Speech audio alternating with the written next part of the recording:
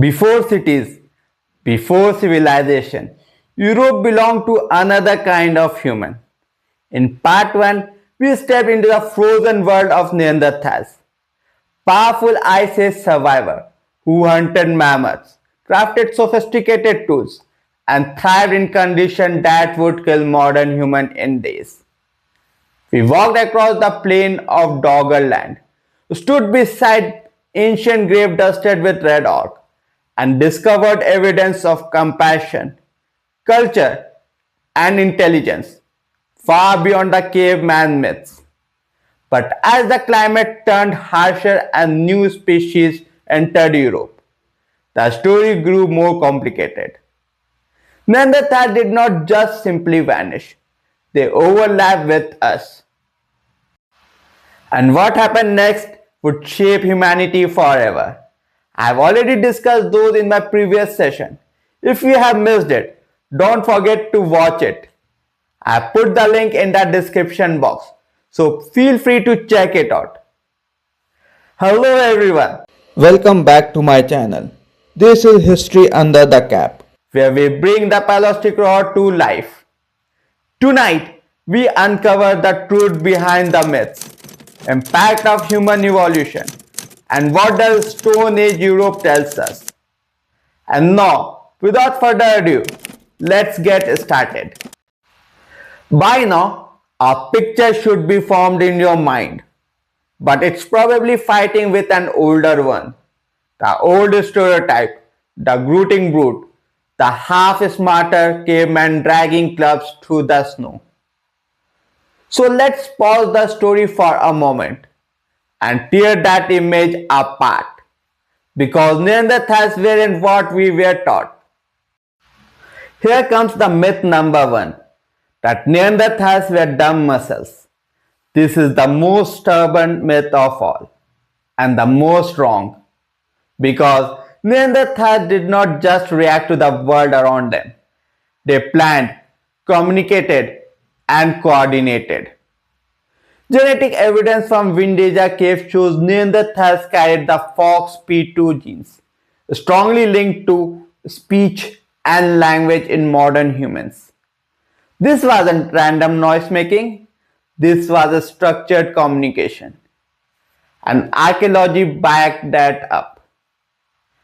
At Cueva de los Avenes, cut marks on animal bones, especially hyenas, suggest coordinated hunting and carcasses processing.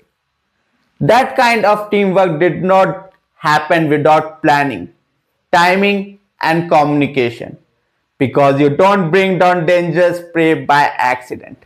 Then there is medicine. At La Chapella Ox Saint, dental plaque from a 60,000-year-old Neanderthals revealed traces of salicylic acid, which is an active component in aspirin. So what was the source of salicylic acid then? Well, it was willow bark. That means Neanderthals weren't just enduring pain, they were treating it. Let that sink in for a moment, because it takes time to imagine something tens of thousands of years before pharmacy, before written medicine, before even agriculture. I say humans were already experimenting with the nature around them. Without books, without laboratory, without microscope, they discovered that certain plant could ease pain, reduce inflammation, and help body heal.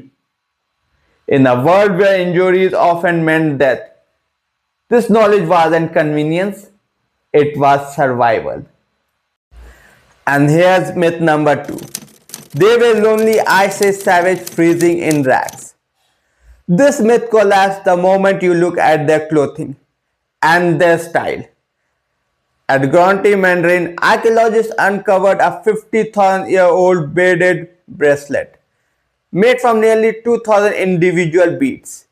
That's not survival gear, that's decoration.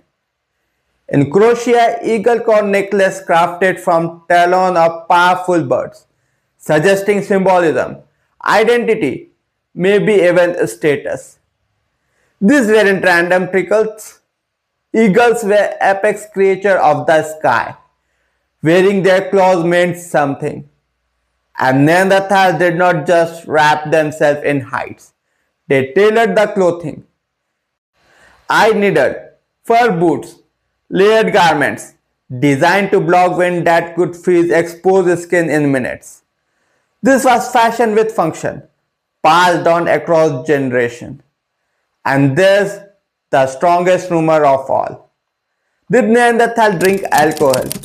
Probably not beer, but evidence from Germany's site suggests fermented honey residue inside bear skull, likely used in ritual ceremonies.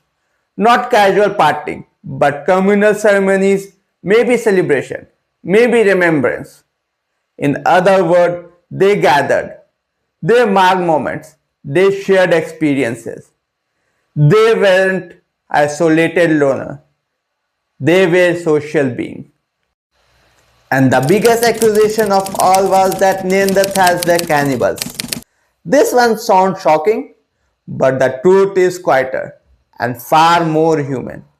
At Crepina, Neanderthals' bone shows cut mark and breakage.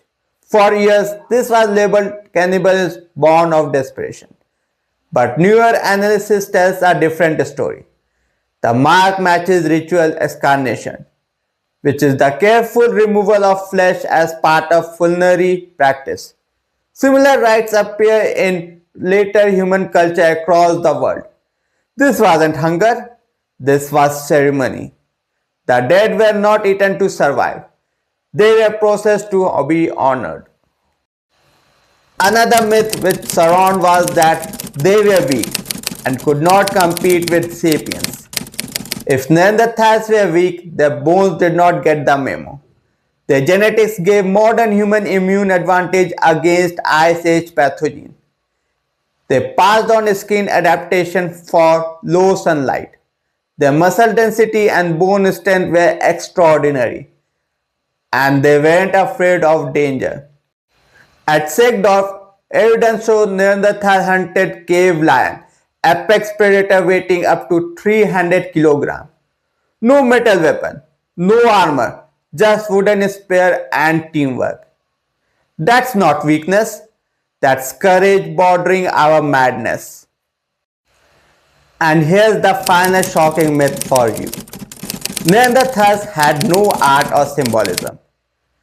This myth did not just crack, it collapsed.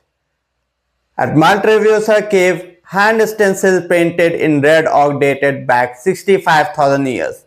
That's at least 20,000 years before modern humans reached the region.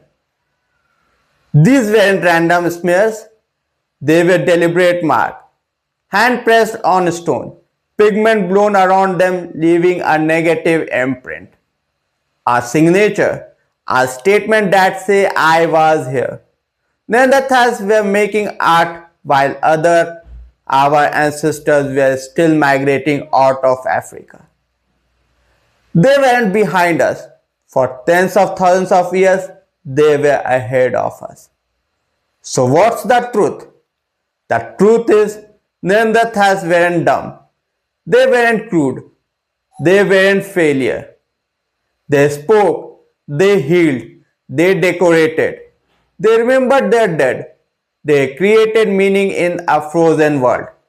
And once you see that, you can never go back to the old myth again.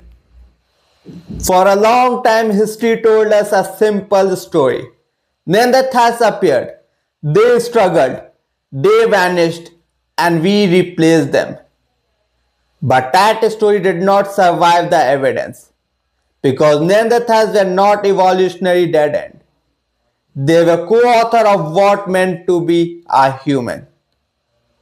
When modern humans left Africa and entered Eurasia around 45,000 years ago, they did not walk into an empty land. They walked into a world shaped by Neanderthals, one already mapped with hunting route, seasoned shelter, and survival strategy refined over hundreds of thousands of years. And when the two met, something remarkable happened. They did not just compete, they mixed. At sites like Skull Cave, skeleton remains show early encounter between Neanderthals and modern humans. Encounter that led to children, families, and shared bloodline. These weren't rare accidents. They happened often enough that today even non-African human carries about 2% of Neanderthals DNA. This number sounds small, but it isn't. Those genes matter.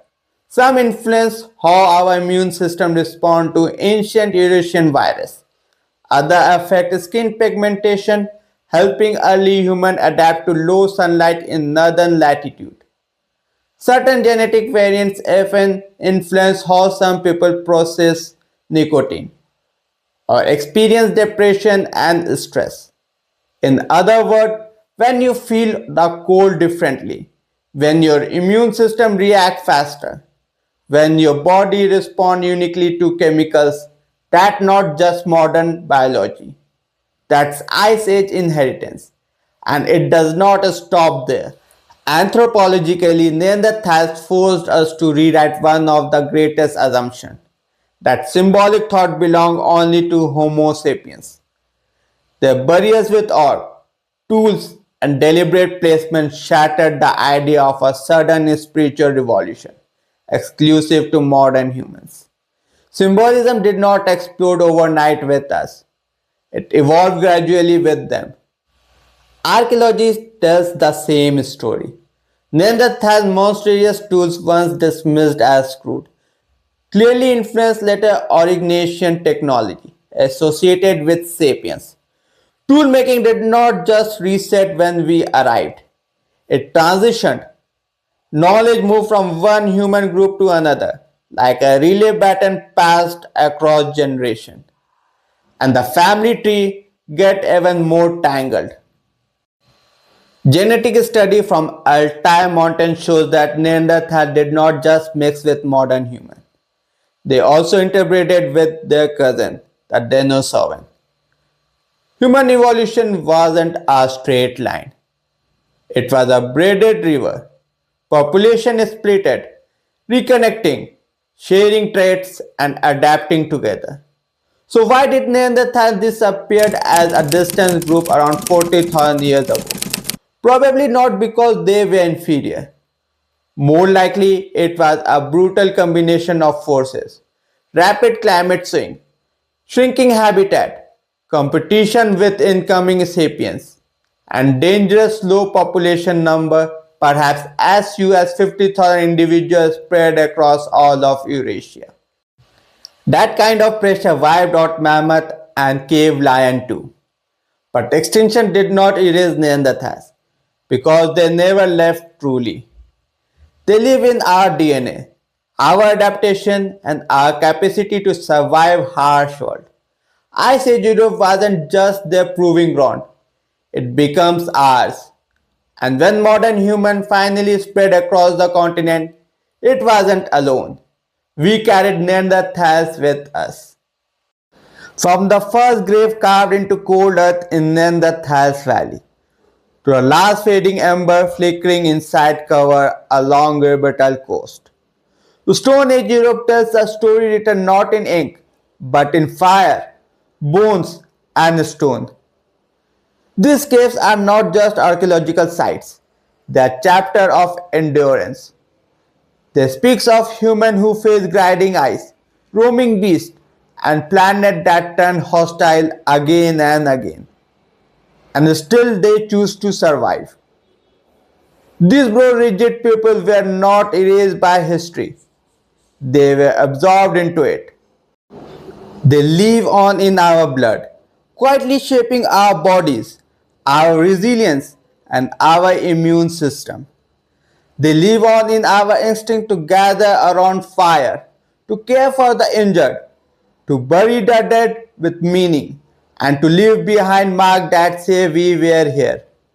We have walked through frozen hunt where teamwork meant life or death. We have stood beside flowers torn tomb that prove love is ancient. We have traces red painted walls where hand reach across time. And what we haven't uncovered is not a lesser humanity, but a deeper one. So now, I will ask you a question. Which cave changed the way you see Neanderthals forever? Thanks for watching. If this journey reshaped the idea of human origin, hit like, subscribe and join me as we keep traveling backward through times. Because next time the story gets more interesting as we move forward from Europe to Asia to uncover the Asian Stone Age from Siberia to India. So turn on the notification because the past isn't done yet with us. So stay curious. Until then, keep questioning history.